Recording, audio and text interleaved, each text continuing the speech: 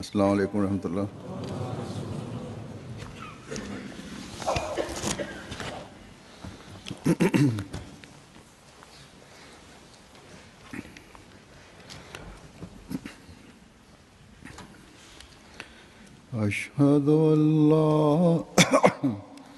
अशहदु अल्ला इलाहा इल्लल्लाह वहदहु ला शरीका लहु وأشهد أن محمدا عبده ورسوله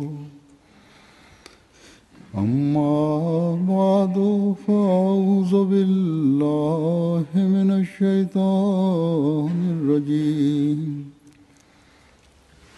بسم الله الرحمن الرحيم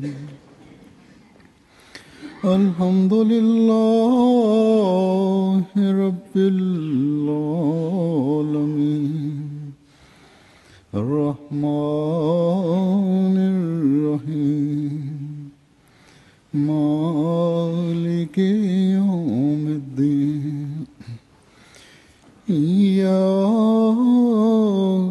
نعبد وإياك نستعين اهدنا الصراط المستقيم صراط الذين أنعمت عليهم غير المغضوب عليهم ولا الضالين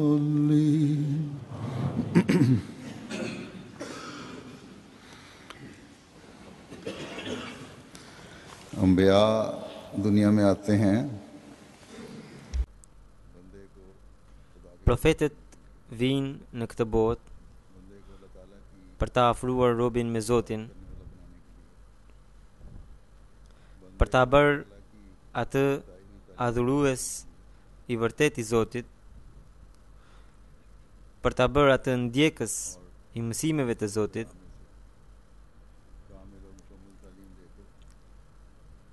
dhe ndër të gjithë profetët, udhëheqësi ynë, profeti ynë, Hazret Muhamedi sallallahu alaihi wasallam, erdhi me mësimin më të përsosur e më të shkëlqyer për njerëzimin. Ai edhe përmbushi detyrën ashtu siç duhet për ta përhapur mesazhin që kishte sjell. Madje e përmbushi këtë detyrë në një mënyrë kaq të shkëlqyer, saqë nuk gjen dot në një shembull tjetër të tij.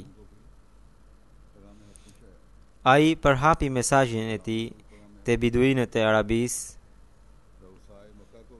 pra tek fshetarët, tek sklevërit.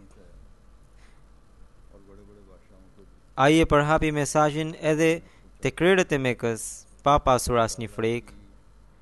Madje u dha mesazhin edhe mbretërve të mëdhenj të kohës dhe u tërhoqi vëmendjen për adhurimin e Zotit dhe për përmbushjen e detyrave të tyre.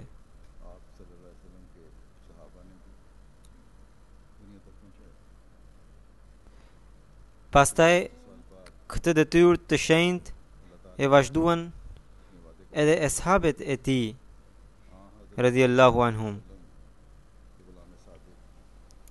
Pastaj pas 14 shekujsh, sipas premtimit të Zotit, shërbetori i vërtet i profetit Muhammed sallallahu alaihi wasallam, Hazrat Mesihu premtuar alaihi salam, erdhi në këtë botë, i cili e ripërtriti këtë detyrë. I tregoi edhe një herë botës se si duhet t'i afrohet Zotit.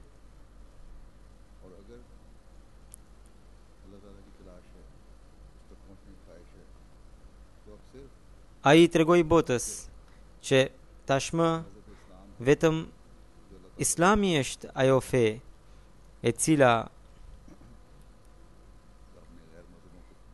e mundson këtë bekim, pra afrimin e Zotit. Ai u bëri ftesë të gjitha feve të gjitha të gjithë krerëve të krerëve të gjitha afeve.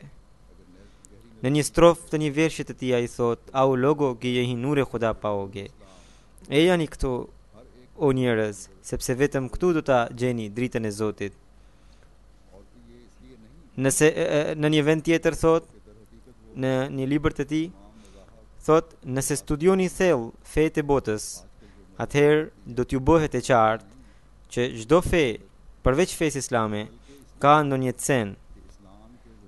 Kjo nuk është sepse ato fe kanë qenë të pavërteta që nga zanafilla e tyre, por për arsye se pas shfaqjes së fesë islame, Zoti i Madhërisëm nuk i përkrahu ato fe. Dhe ato kanë mbetur si kopshte që nuk kanë ndonjë kopshtar. Si rjedhoj, ato nuk kanë asnjë sistem prej Zotit për vaditjen dhe për kujdesjen e tyre. Prandaj, me kalimin e kohës ato u prishën.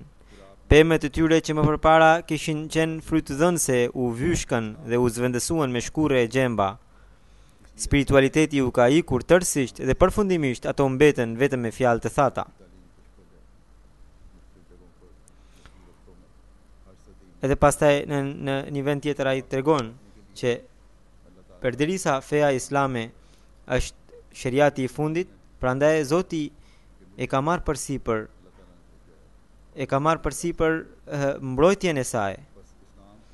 Edhe për këtë arsye, pas Muhamedit sallallahu alaihi wasallam vazhdimisht në çdo shekull ka dërguar ndonjë reformator, ndërsa në këtë kohë dërgoi Mesihun e premtuar. Edhe sot, nëse muslimanët dëshirojnë të jenë frytëdhënës ashtu siç është feja e tyre, atëherë ata kanë për detyrë që të bashkohen me Mesihun e premtuar alayhis salam.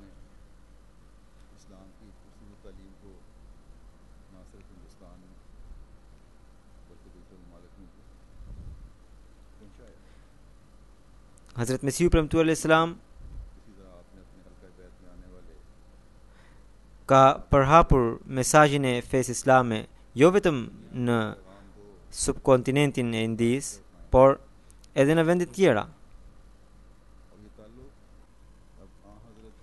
Edhe antarëve të tij që bën bejt në dorën e tij u mësoi të jepni botës mesazhin që të vi ajo drejt Zotit, të krijohej kontakt me të, i cili tani mund të krijohet ashtu siç duhet vetëm nëse i bashkohet shërbetorit të vërtetë të Muhamedit sallallahu alaihi wasallam. Ata që pranuan Mesihun e premtuar alayhis salam ishin nga të gjitha shtresat, ishin bujq, ishin të varfër, pasanik, të pashkolluar, të shkolluar, student, intelektual, pra nga të gjitha shtresat, dhe të gjithë sipas aftësive të tyre e kuptuan mesazhin e Mesihut të premtuar alayhis salam dhe përfituan nga ai. Edhe duke kuptuar mesazhin e vërtetë të fesë islame, pastaj u përpoqën ta përhapnin në shoqërinë e tyre. Ata e kuptuan mesazhin e vërtetë të fesë islame e përsinë e saj ndaj feve të tjera. Edhe pastaj u bën ndër ata që e përhapën këtë fe. Ata ishin njerëz të cilët shumë shpejt e përquan këtë mesazh edhe jashtë kufive të Indisë. Sot do t'ju tregoj disa ngjarje nga përpjekjet e tyre për ta përhapur mesazhin e Islamit të vërtetë. Hazrat Imam Din Sahibi Rezallahu Ta'ala në thot, njëherë Moli Fatedin Sahibi në shkroi një letër që në Dharm Kot, pra në një vend, një hoj Abdus Subhan Mumania Wala erdhi për të bërë debat me Ahmadianët. Ne shkruam me njëherë në Kadian që të na dërgonte sa më shpejt në një emisionar për të bërë debat. nga Kadiani erdhi Molvi Abdullah Sahib Kashmiri, edhe ai erdhi dhe pa që ishte një turm e madhe njerëzish. Edhe ai qëndroi në Sardar Roshan Singh Sahibi tek te shtëpia e tij. Pastaj nën udhëheqjen e Sardar Bashan Singhut u mbajt debati, edhe hoxha para se të fillonte debatin vëri një kusht që misionari i xhamatit të tregonte nga Kurani emrin e Mesiut të premtuar bashkë me atësinë e tij, pra të jetë shkruar Mirza Ghulam Ahmedi, i biri i Mirza Ghulam Murtazaut. Ky ishte kushti nga hoxha, edhe ai tha, nëse plotësohet ky kusht vetëm atëherë do të vazhdonte të bisedonte. Molvi Abdullah Sahibi tha se mirë, le ta fillojmë debatin, unë do t'ju shpjegoj, unë do t'ju tregoj. Kur filloi debati, hoxha i kërkoi që ta tregonte pra kushtin e tij. Misionari i xhamatit tha se mirë, por para kësaj ju duhet të tregoni që profeci që ishin bërë për profetet e kaluar në Kur'an a janë përmendur emrat e tyre bashkë me atësinë e tyre. Nëse ju do të tregoni emrat e tyre, atëherë edhe unë do të tregoj. Ai mbeti pa përgjigje, edhe udhëheqësi i debatit, pra Sardar Bashan Singh Sahibi, e qortoi hoxhën, madje edhe e shau në gjuhën e tij Punjabe.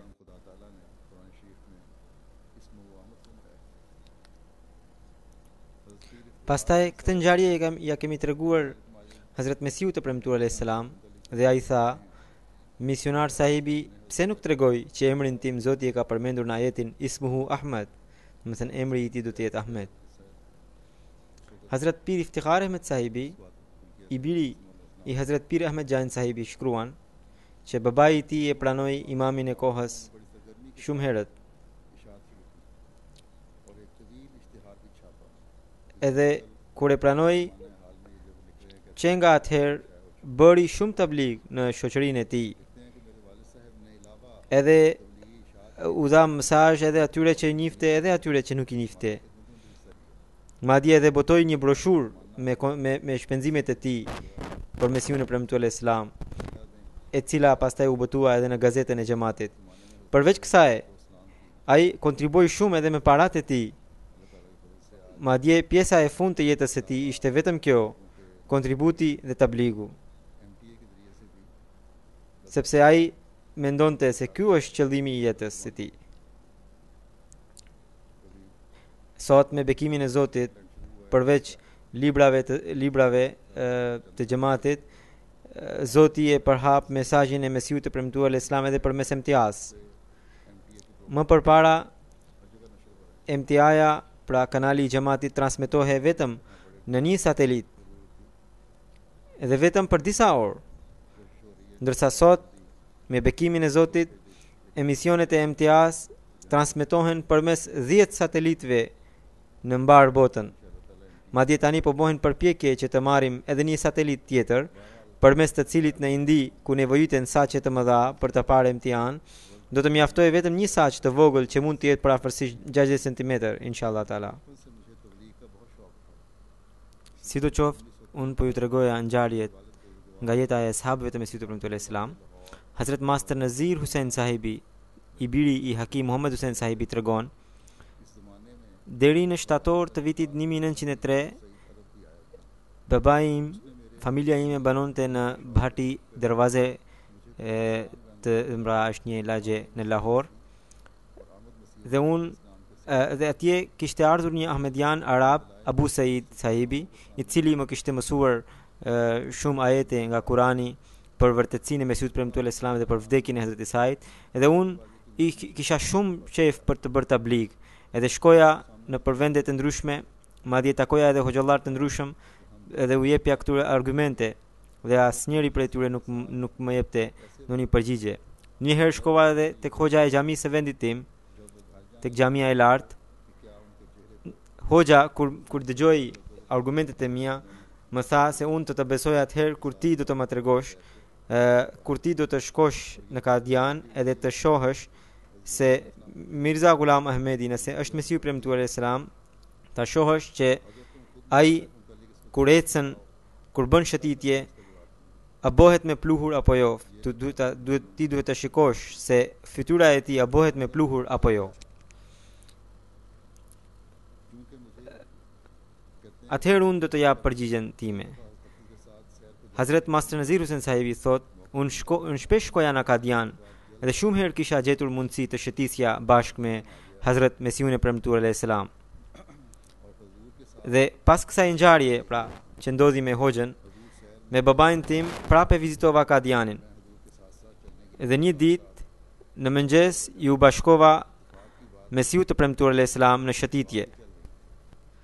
Hazuri ecste shpejt në shëtitje dhe unë për të qëndruar sa më pranë tij, nga një herë detyrohesha edhe të vrapoja.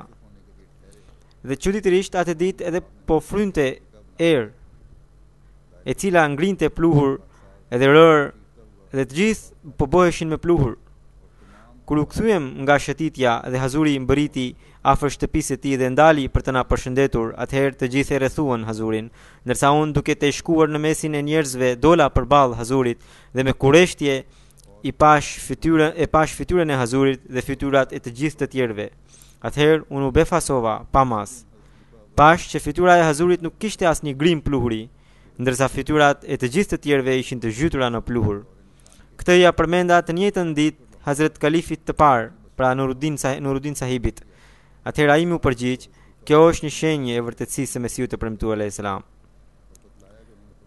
Kur u ktheva në Lahore, shkova në xhami dhe takova atë hoxh, i cili më kishte kërkuar ta bëja këtë. Ja tregova edhe përgjigjen e Hazrat Kalifit të parë. Atëherë hoxha më njëherë tha, unë nuk e besoj, ty të ka mësuar Nuruddini ta trilloje këtë. Kështu që hoxha mbeti pa fituar diçka nga ky bekim, ndërsa ne e kemi dëshmuar këtë shenjë me sytë tanë. Hazrat Sher Muhammad Sahibi një ditë pash në ëndër një pus të mbushur me qumësht. Disa shokëve të mi u dhash qumështin me kova për të pirë, derisa pusi shteroi. Shkova te Molvi Fateuddin Sahibi dhe ja tregova ëndrën time. Ai më tha të shkoja te Molvi Abdul Karim Sahibi ose te Molvi Nuruddin Sahibi. Kështu që erdha në Kadian dhe ëndrën time ja tregova Molvi Abdul Karim Sahibit, i cili më tha, qumshti simbolizon dijen. Unë thash, jam krejtësisht analfabet. Ai më tha, kjo është ajo dije që të mëson Zoti. Ndërsa dhënia e qumshtit me kova të mbushura shokëve tuaj do të thotë se shumë njerëz do të përfitojnë nga ju për mesazhin e Mesiut të premtuar alayhis salam. Ndërsa kuptimi i shterjes së pusit do të thotë që ata që ju pengojnë nga tabligu, nga përhapja e mesazhit, do të vdesin para jush. Pra, do të vdesin gjatë jetës tuaj. Hazrat Sher Muhammad Sahibi thot, të trija këto gjëra u përmbushen. I gjithë fshati Khan Fateh, ku kam hasur kundërshtim të ashpër, por përfundimisht nga tabligu që kam bërë, është bërë Ahmedian.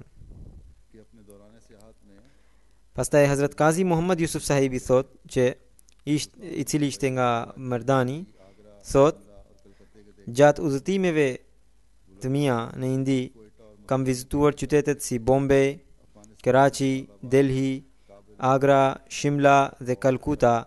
Në Belochistan kam parë Sibi, Quetta e tjera. Në Afganistan kam parë qytetet Jalalabad, Kabul, Karnumani. Në Punjab kam parë Kohmari, Kadian, Gurdaspur, Amritsar, Rawalpindi, Sialkot, Lahore dhe Wazirabad. Pastaj kam parë edhe Jammu dhe Kashmiri. Në Rozabel vizitova edhe varrin e Yuz Asefit, pra të Isait alayhis salam, që është në lagjen Khanyar. Kur bëra betin, që nga ajo ditë në shkollën ku mësoja, u bëra i famshëm me emrin Kadiani, në shkollën ku jepja mësim. Do me thënë, që ditën e betit, ai u tregoi të gjithëve se është bërë Ahmedian. Thot, kur shkoja edhe për futboll, edhe në fushë të gjithë më njihnin me emrin Kadiani. Kështu reklamua shumë emri i Kadianit. Njerëzit filluan të më pyesnin, për ditë zhvillohej ndonjë debat dhe mblidheshin shumë njerëz në shkollë dhe në çdo vend ku shkoja për punë edhe jashtë shkollës dhe kudo që shkoja njerëzit merrin vesh nga të tjerët se jam kadiani. Sepse unë udhtoja me prefektin e rrethit të Serhedit. Unë shkoja në për konviktet të shkollave islamike dhe bëja tabligh për mesiun e premtuar, kështu që në rrethin Serhed shumë njerëz u bën ahmedian për shkak të fjalimeve dhe shkrimeve që bëja atje. Njerëzit u bën ahmedian përmes meje ose që u bën ahmedian përmes atyre mund të jenë diku te 250 veta. Ndër këta disa kanë vdekur e disa janë ende të gjallë. Pas e tregon gjatë kohës së kalifit të dytë disa edhe u bashkuan me grupin e lahorive.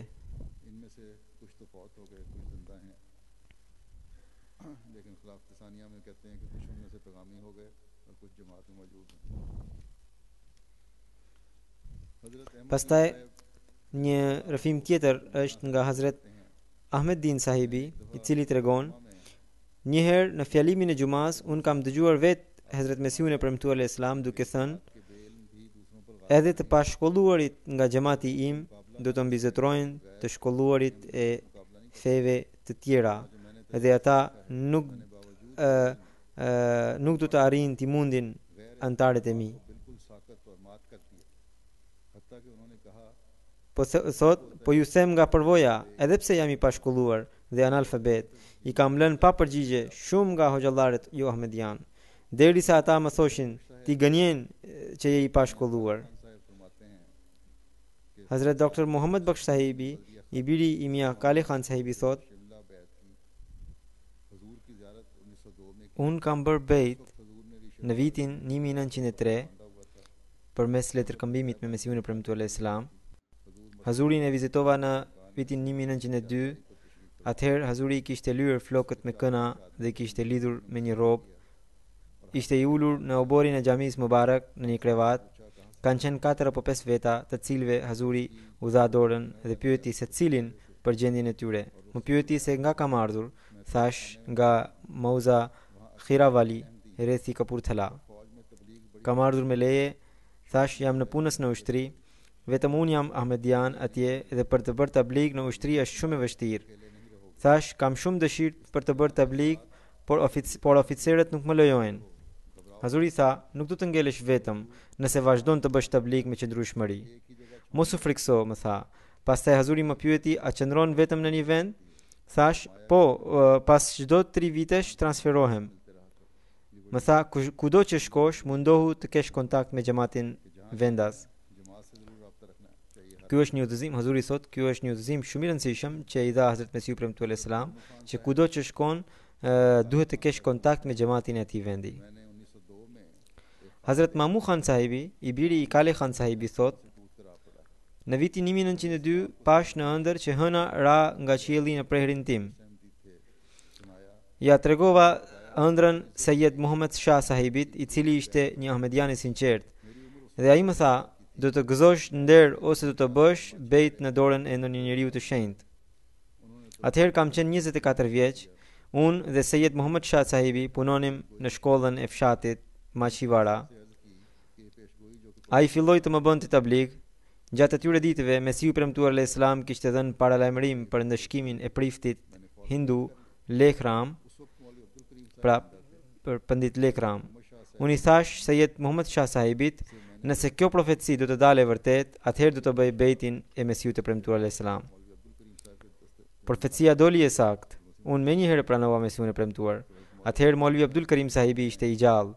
Sayyid Muhammad Shah Sahibi më shkroi letrën e bejtit, ju paraqit edhe Hazurit. Atëherë Maulvi Abdul Karim Sahibi ja shkroi përgjigjen me fjalët: bejti juaj u pranua dhe Hazuri është lutur për ju. Në vitin 1904 kisha bërë bejtin përmes letërkëmbimit, ndërsa në vitin 1906 bëra bejtin edhe në dorën e Mesiut të premtuar kur shkova në Kadian. Hazrat Mia Abdul Rashid Sahibi thot: në Lahore një djalë i një jo ahmediani, i cili ishte në punës në Hekuruz, u ndikua nga idetë e arjeve, pra të hinduve. Arje është një sekt në hinduizëm.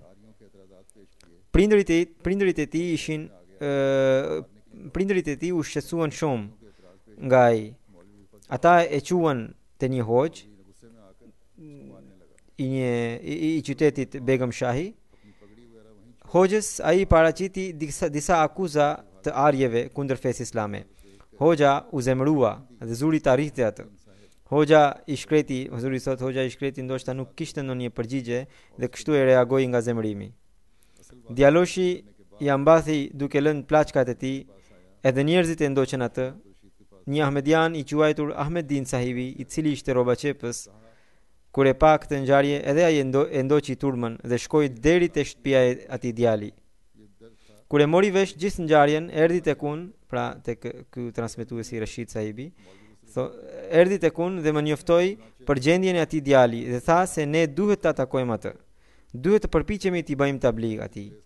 Pra, kjo ishte dhimbja e tij, se si një musliman po bëhe hindu, këtë dhimbje mund ta kishte vetëm një ahmedian, kurse hoxha vetëm dinte ta ushtronte dhunë kundër tij. Kështu që thot, unë shkova te shtëpia e tij. Në fillim ai nuk donte të bisedonte me mua. Dhe troq na tha, tashmë jam bër arje dhe s'keni mundësi të bëni ndonjë ndikim. Ai kishte hequr dorë edhe nga konsumimi i mishit dhe ishte bërë tamam si një arje hindu.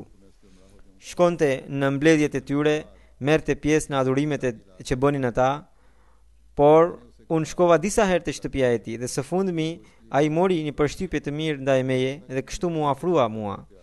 Sa herë ai dilte për shëtitje, edhe unë e shoqëroja atë. Disa herë prisja derisa të dilte nga shtëpia për shëtitje. Vetëm pas pak ditësh erdhën pushimet e pashkëve. I kërkova të vinte me mua në Kadian, por ai nuk tregohej i gatshëm dhe thoshte, nuk do të shkojë te hoxhallarët. Mjaft herë jam përpjekur ta bindja duke thënë, në Kadian nuk ka asnjë rrezik për ty dhe asnjëri nuk do të sillet keq me ty. Ti mund të bësh çfarë do akuze që dëshiron. Unë do të mbaj përgjegjësi. Më në fund, pas shumë përpjekjeve, ai u bind. Ne shkuam në Kadian dhe takuam Hazret Molvi Nuruddin Sahibin. Ai u tregua shumë i butë dhe i sjellshëm me të dhe i tha, mund të ngrini çfarë do lloj akuze që dëshironi. Unë do t'ju jap përgjigje. Unë i thash, Hazur, ky shoku im ka hequr dorë edhe nga mishi e tjetëra. Hazret Nuruddin Sahibi solli fasule indiane dhe buk nga shtëpia e tij. Ati i bëri shumë përshtypje që si janë kujdesur për ushqimin e tij. Kur shkova për namazin e drekës, e mora edhe atë. Pas namazit, Hazret Mesiu premtuar Islam ishte ulur në xhamin Mubarak. Ato ditë Hazuri shkruante një libër kundër arjeve, kështu që Hazuri në të mbledhje vetë përmendi disa akuza të arjeve dhe përgjigjet e tyre. Edhe kjo i bëri shumë përshtypje dhe vetveti u mori përgjigje të shumë pyetjeve që kishte në mendje. Përveç kësaj, filloi t'i afrohe fesë islame. Pas namazit të ikindis, e mora në mësimin e Kuranit që jepte Hazret Molvi Nuruddin Sahibi në xhamin Aksa. Hazuri sot, Hazret Molvi Nuruddin Sahibi edhe gjatë kohës së Mesiut të premtuar Islam jepte mësimin e Kuranit në një xhami të Kadianit. Pas mësimit shkova tek Hazret Nuruddin Sahibi dhe i thash ti tregonte diçka. Molvi Sahibi tha, ai vetë të bëjë ndonjë pyetje. Ai pyeti për mish ngrënien se pse lejohet në Islam. Molvi Sahibi i dha një përgjigje shumë të bukur, me të cilin ai u bind. Pas namazit të akşamit, ne prap ishim në mbledhjen e Hazret Mesiut të premtuar Islam në xhamin Mubarak. Hazuri ishte ulur në vendin kryesor dhe bisedonte me njerëzit e pranishëm. Zakonisht njerëzit bënin pyetje përmes Molvi Abdul Karim Sahibit, edhe shoku im po dëgjonte biseden. Pastaj ai nuk bëri ndonjë pyetje. Ditën tjetër për namazin e drekës, ai mori abdes dhe fali namazin. Edhe atë ditë dëgjoi mësimin e Molvi Nuruddin Sahibit. Ditën e tretë, ky shoku im arje bëri bejt në dorën e Mesiut të premtuar Islam dhe u bë musliman. Tani ai është musliman kaq i zjarrt saqë shpesh shkon në përmbledhjet e arjeve për të treguar bukuritë e fesë islame dhe jep përgjigjet e akuzave të tyre. Pra, kjo ishte dhimbja e tyre dhe kaq shumë përpiqeshin e sahabët e Mesiut të premtuar Islam edhe qoftë pas një njeriu dhe nuk dëshironin të devijohe kushdo të jetë. कि नीले गुंबद में एक पठान मौलवी Hazrat Mia Abdul Aziz Sahibi, i shuar me emrin Al Mughal Sahibi, thot: का रहा करता था në Nile Gumbad लीग की rinte një hoj patan të cilit i kam bërë shumë herë tablik dhe ai u bind një herë, por më tha, nëse ne jemi nga një fis i cili ka një zakon të veçantë, thot, nëse ne mohojmë diçka një herë, atëherë edhe sikur të vi vetë Zoti, ne nuk mund t'i bindemi. हुआ अंजाम Pas kësaj ngjarje ai doli lajmi që ai e vrau veten. Ishte një hoj tjetër, pra Mia Abdul Aziz Sahibi kishte për tablik edhe një hoxhës tjetër, i cili gjithashtu ishte pathan, edhe kishte një dyqan në Lahori Mandi. Edhe Abdul Aziz Sahibi thot se çdo herë kur shkonim nga rruga, ai na thoshte ja po shkojnë qafirët. Edhe ai psoi një ndëshkim prej Zotit edhe e vrau veten edhe ai. उसने कहा कि अगर खुदा भी मुझे आकर कहे तो मैं नहीं मानूंगा वो भी वही जवाब Sa herë ai thoshte që po shkojnë qafirët, Munshi Abdul Aziz Sahibi u përpiqej ta shpjegonte dhe thoshte se provoj një herë dhe shikoj një herë mirë se a jemi qafir apo jo. Dhe ai thoshte se edhe sikur Zoti vjen në tokë edhe na shpjegon prap, unë nuk e besoj dot. Hazrat Munshi Kazi Mahmud Alam Sahibi tregon: nisa t'i bëja tablig Mia Musa Sahibit, e qova në Kadian, por ai u kthye pa bërë bejt. Pastaj shpesh i tregoja argumente. Një ditë tregova një hadith që një fshatar erdhi te profeti Muhammed sallallahu alaihi wasallam dhe tha që a betohesh në emrin e Zotit që je i dërguar i Zotit? Profeti Muhammed sallallahu alaihi wasallam tha, po betohem në emrin e Zotit që jam dërguar i Zotit. Kjo i bëri shumë përshtypje Musa Sahibit. Ai mori një letër edhe shkroi më një herë Mesiut e premtuar alayhis salam dhe tha: a betohesh në emër të Zotit që je Mesihu i premtuar prej Zotit? Mesiu premtuar alayhis salam kur e mori letrën, i urdhëroi Molvi Abdul Karim Sahibin që ta shkronte përgjigjen: po betohem në emër të Zotit që unë jam po ai Mesih i premtuar i cili duhet të vinte. Në këtë letër edhe Molvi Abdul Karim Sahibi shkroi edhe 2-3 fjali të tjera dhe tha se tashmë keni kërkuar Mesihut të premtuar betim në emër të Zotit, kështu që edhe për ju është i detyruar bindja ndaj tij ose duhet të prisni ndëshkimin. Musa Sahibi kur e mori letrën, me njëherë e pranoi xhamatin, edhe familjarët e tij e pranuan xhamatin edhe shkruan letrën e bejtit Mesihut të premtuar alayhis salam. Kështu alhamdulillah unë nuk mbeta vetëm, edhe Zoti më dha disa Ahmedian në fshatin tim. Pastaj Munshi Kazi Mahbub Alam Sahibi tregon: në Lahore jetonte një avokat që quhe Mia Karim Bakhsh urf Bakra. Bakra do thot sjap, edhe ishte shumë i çuditshëm i shuarsia e tij. Mesiun e premtuar alayhis salam e shante shumë rënd ai, avokati pra. Një ditë gjatë bisedës tha: kush thot që Isa i ka vdekur? Unë thash, unë mund ta provoj se Hazrat Isa i ka vdekur. Befas ai më hoqi një shuplak të fortë. Mua më iku truri dhe rash në tokë. U ktheva në shtëpi, atë natë pash në ëndër që Karim Bakhshi, i shquar me emrin Bakra, pra me emrin Ciap, është shtrirë në një krevat të thyer, poshtë të cilit ka një grop në të cilën ishte duke u rrëzuar. Ishte shumë keq nga gjendja. Me të gdhir, shkova tek ai dhe i thash: jam njoftuar përmes një ëndre që ti do të poshtrohesh. Vetëm pas pak ditësh, një grua mbeti shtatzën nga ai në mënyrë jashtëmartësore. Nga kjo ai u poshtrua shumë. Ai tentoi t'i bënte operacion, gjatë të cilit i vdiq vajza që do të linte. Policia kur e mori vesh, bëri padi kundër tij, në të cilën ai u detyrua të harxhonte shumë para. Nga turpi nuk dilte nga shtëpia. Një ditë i thash: unë dëshkove sepse e ke sharë Mesiun e premtuar alayhis salam. Ai nuk më dha ndonjë përgjigje.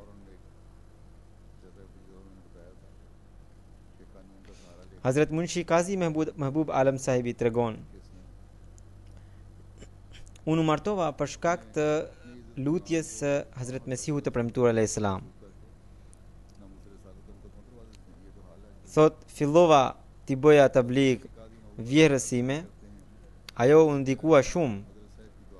Një ditë ajo më dha një stoli, pra një bijuteri të saj të çmuar, për t'i dhënë Hazrat Mesiu të premtuar al-Islam, dhe më tha ti kërkoja Mesiu të premtuar, shpërblimin e kësaj dua ta gjej ditën e Kiametit. Unë shkova në Kadian dhe bijuterin e saj ja dhash Mesiu të premtuar al-Islam dhe i thash më kërkoi ajo grua vjera ime më kërkoi t'ju them që shpërblimin e saj ajo dëshiron ditën e Kiametit. Hazuri e pranoi dhe me gjuhën e tij të bekuar tha, inshallah taala ajo do të shpërblehet për këtë. Pas një kohe të gjatë ajo ndroi jetë dhe duke menduar se ajo nuk ishte ahmediane, unë nuk e fala xhenazën e saj. Në vitin 1906, kur shkova tek Hazrat Mesiu premtuar al-Islam dhe i tregova që nuk i kam falur xhenazën, Hazuri më tha, duhet të falni xhenazën, sepse me veprën e saj ajo ka provuar që ishte ahmediane. Ndoshta për shkak të shoqërisë apo për shkak të dijes së pakët, ajo nuk bëri bejt. Hazuri thot, pra ajo kishte sakrifikuar për qëllimin e ardhjes së Mesiut të premtuar, i cili është ti afrohesh Zotit. Ajo madje dha edhe gjërat e saj më të çmuara, sidomos në atë kohë, edhe në kohët tona, një grua do shumë bijutëritë e saj të shtrenjta. Ajo kishte frikë nga Kiameti, kishte dëshirë për të fituar pëlqimin e Zotit. Por duhet ta sqaroj këtu se nuk do të thotë që çdo kush që pohon se ne nuk mendojmë keq për ahmedianët të jenë ahmedian. Ajo ishte në një gjendje tjetër. Ajo kishte sakrifikuar pasurinë e saj të çmuar për përhapjen e fesë islame përmes Mesiut të premtuar al-Islam. Pra nuk mjaftonte vetëm mirdashja ndaj ahmedianëve, por ka nevojë që të bëhen sakrifica, edhe sakrificat e gjërave të çmuara. Pra vendimi merret sipas rrethanave.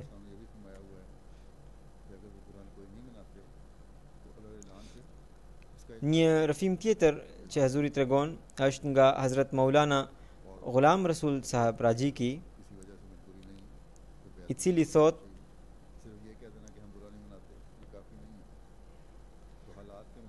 unë bëra bejt, Ghulam Rasul Sahab Rajiki thot, unë bëra bejt në dorën e Mesiut të premtuar al-Islam, lexova librat e Mesiut të premtuar, kisha një patos të zjarrt, një dëshirë të zjarrt për të bërë tabligh. Ato ditë mënyra ime për të bërë tabligh ka qenë kështu. Kudo që shikoja se janë mbledhur 4 apo 5 persona, unë shkoja te ata dhe thosha urime. Njerëzit më pyesnin, pse, çfarë ka? U thosha, ka ardhur Hazrat Imam Mehdiu. Dikush qeshte, dikush më shante, dikush më kërkonte edhe sqarime. Kështu që në një mënyrë apo në tjetër niste biseda dhe unë u bëja tabligh. Këtu dua të sqaroje që shumë xhamate kanë filluar të shpërndajnë fletushka, pra duhet të ndjekim modelin e Rajiki sahibit, nuk mjafton vetëm shpërndarja, por duhet të hapen rrugët për tabligh.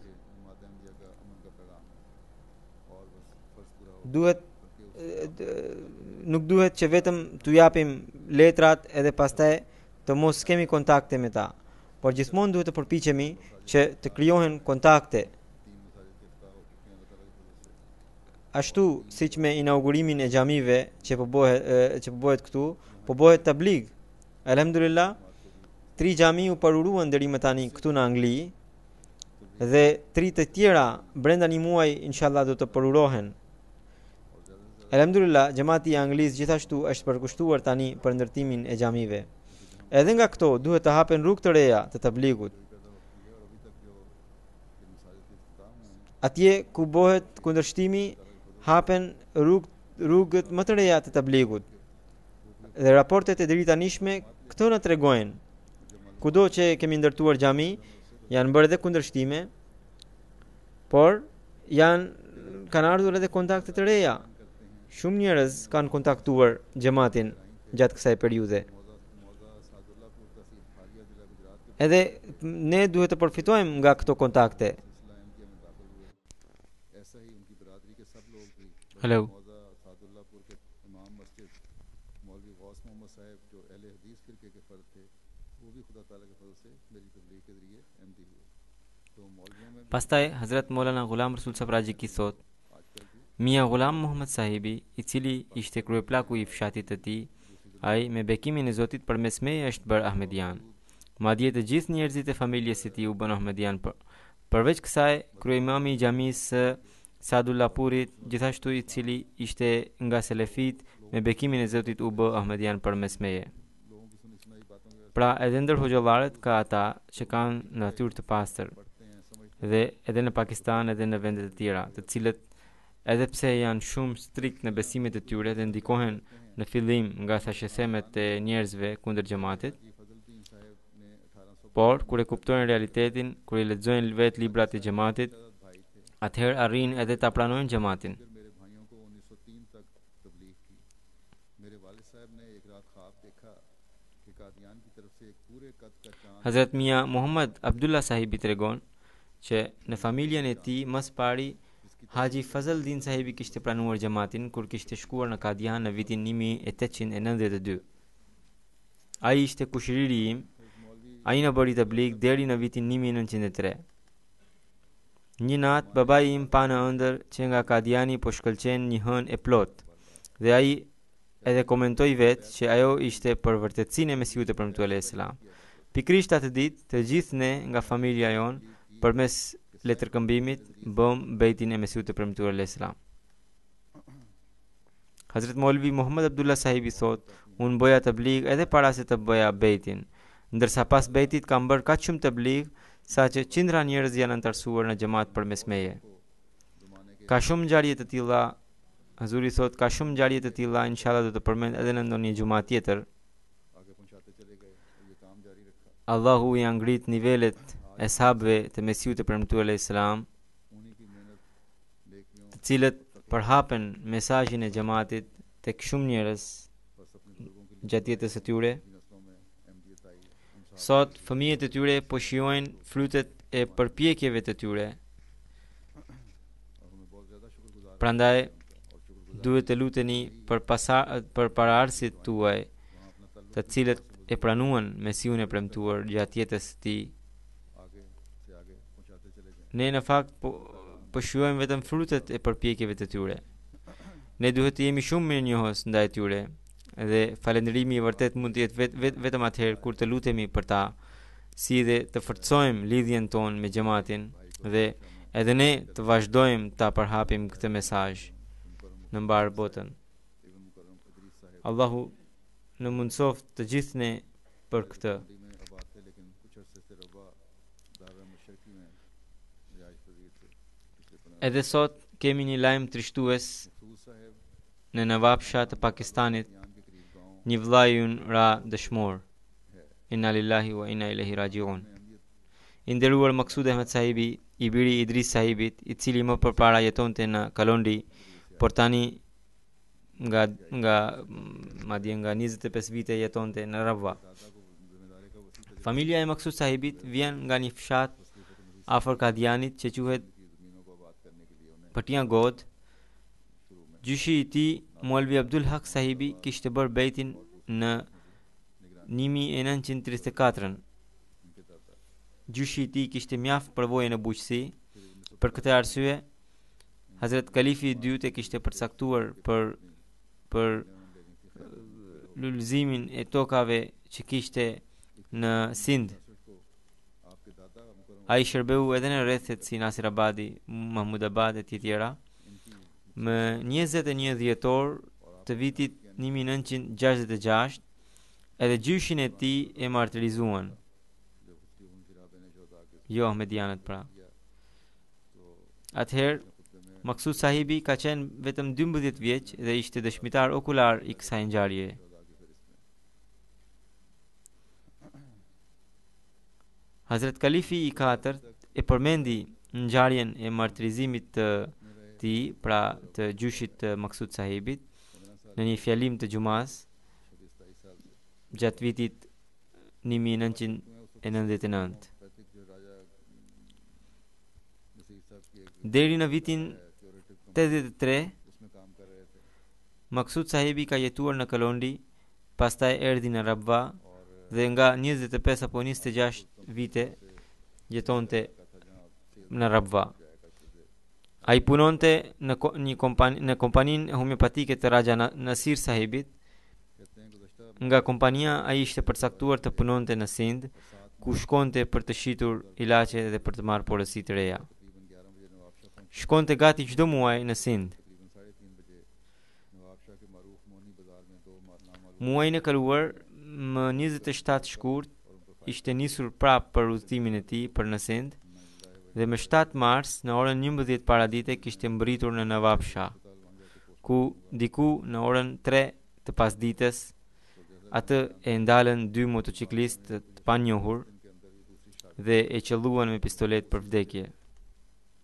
शहीद मरहूम Inna lillahi wa inna ilaihi rajiun. ने आज से 2-3 माह कबल इस बात का जिक्र किया था कि उन्हें धमकियां मिल Brenda 10 ditësh, ky është dëshmori i dytë vetëm në Nawabshah. Doctor की दुकान पर दवाइयों की सप्लाई के लिए जाते थे Maksud Sahibi kishte bërë edhe vasiat. Doctor को भी धमकी दी थी कि अगर अब ये मिर्जाई तुम्हारी Bashkëshortja e tij tregon që Maksud Sahibi para 2-3 muajsh kishte shprehur se ai merrte kërcënime. है कि शहीद मरहूम आला अखलाक के मालिक थे नमाज के पाबंद Ai shkonte për të dhënë ilaçe në një doktor i cili ka qenë hindu.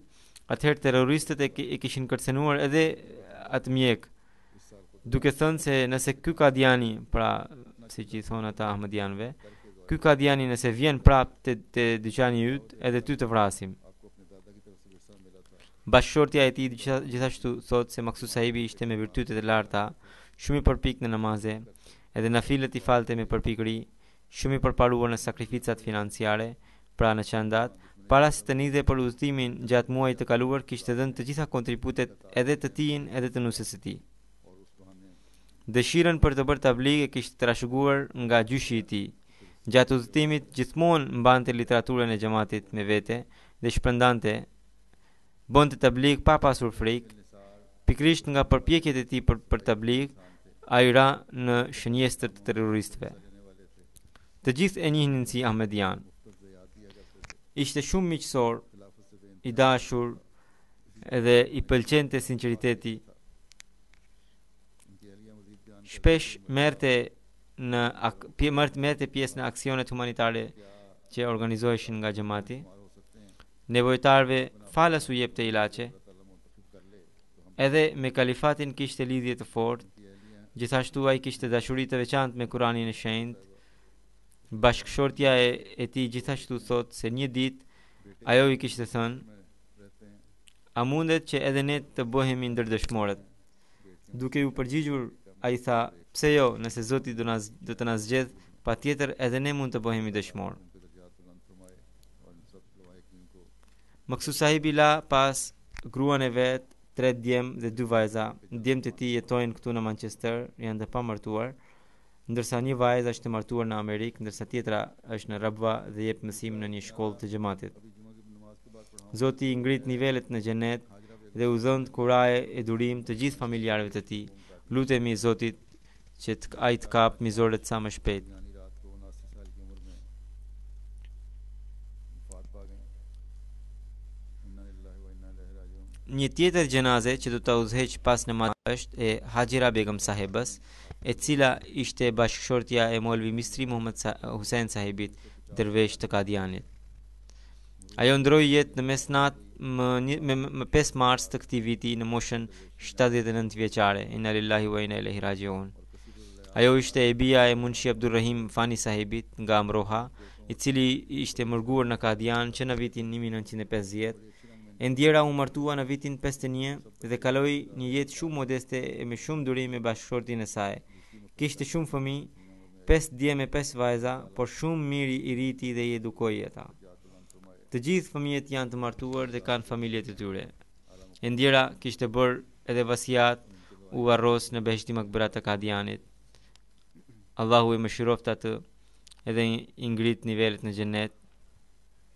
U dhënë kuraje e durim të gjithë familjarëve të saj.